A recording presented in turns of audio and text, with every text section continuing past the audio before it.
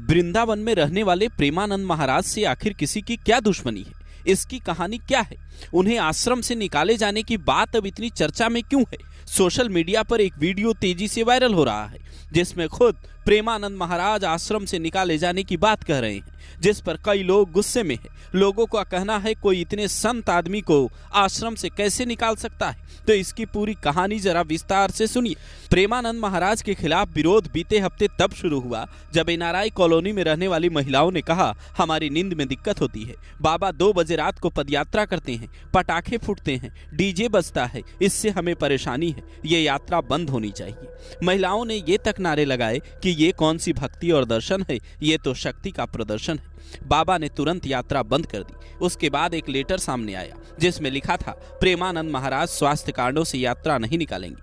हालांकि 24 घंटे बाद ही यह खबर भी आई कि सुबह करीब 4 बजे बाबा गाड़ी से उतरे, करीब 10 मीटर की पदयात्रा की और वापस आश्रम में चले गए। इस दौरान किसी भी तरीके के शोर शराबे की मनाही थी, मतलब यात्रा भी पूरी हो गई और किसी को कोई परेशानी भी नहीं हुई।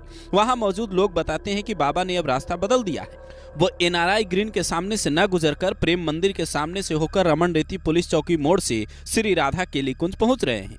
आश्रम के पास पहुंचकर श्रद्धालुओं की भीड़ देख प्रेमानंद महाराज कार से उतरते हैं और चंद कदम तक भक्तों को दर्शन देते हुए आश्रम पहुंच जाते हैं। यानी विरोध करने वाली महिलाओं को उन्होंने एक तरीके से जवाब दे दिया है। हालांकि संत आरोप प्रत्यारोप से ऊपर होते हैं।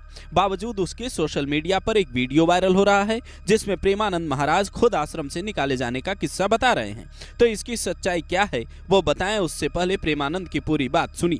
वो कहते हैं, एक दिन जब वृंदावन पहुंचा तो पता चला दोनों किडनियां खराब हो गई है। ये सुनकर दिल टूट सा गया, क्योंकि न मेरे पास पैसा था न मदद करने वाला। आश्रम वालों को पता चला तो उन्होंने भी निकाल दिया।